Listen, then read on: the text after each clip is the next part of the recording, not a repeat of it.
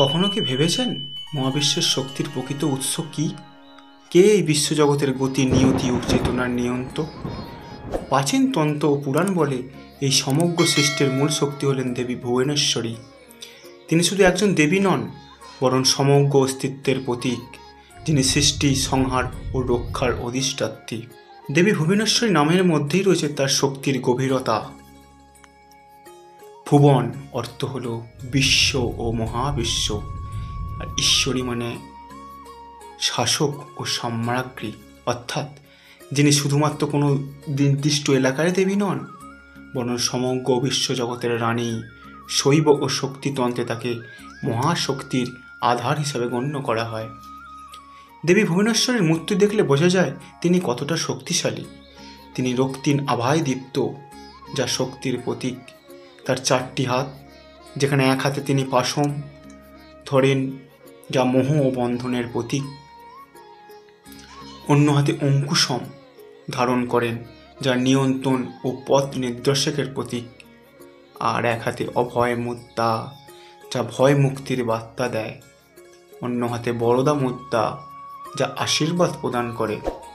প্রান্ত শ্রেণী গ্রন্থ অনুসারে ব্রহ্মা যখন বিশ্ব সৃষ্টি শুরু করেন, তখন প্রথমেই তিনি দেবী ভুবনেশ্বরীকে আহ্বান করেন, কারণ তিনি মহাশক্তি, যার অনুমতি ছাড়া সৃষ্টি সম্ভব নয়।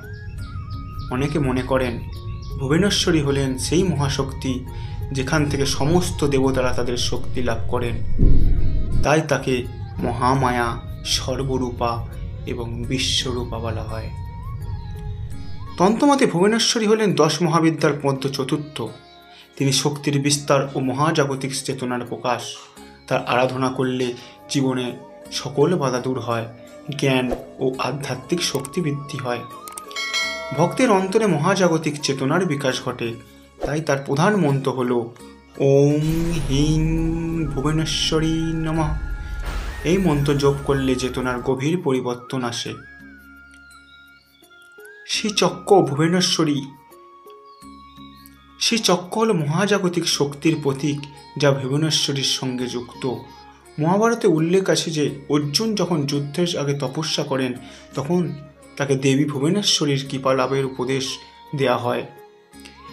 কালী সংহার শক্তির প্রতীক, আর ভুবনেশ্বরী হলেন সৃষ্টি ও বিস্তারের শক্তি। আধুনিক বিজ্ঞান বলে মহাবিশ্ব এক অদৃশ্য শক্তি দ্বারা পরিচালিত। এটি অনেকটা ভুবনেশ্বরী শক্তির মতোই।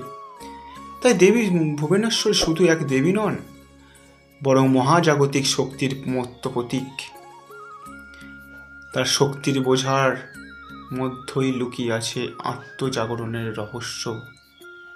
তাই যখন মহাবিশ্বের বিস্ময়কর সৃষ্টি সম্পর্কে ভাববেন, মনে রাখবেন এই সমস্ত কিছুর পেছনেই তিনি বিরাজমান। ভিডিওটার ভালো লাগলে অবশ্যই চ্যানেলটিকে সাবস্ক্রাইব করবেন এবং লাইক করবেন, কমেন্ট করবেন, এবং 10 মহাবিদ্যা সম্পর্কে আরও জানতে হলে অবশ্যই কমেন্টে লিখে জানাবেন। জয় মা ভুবনেশ্বরী মাতা।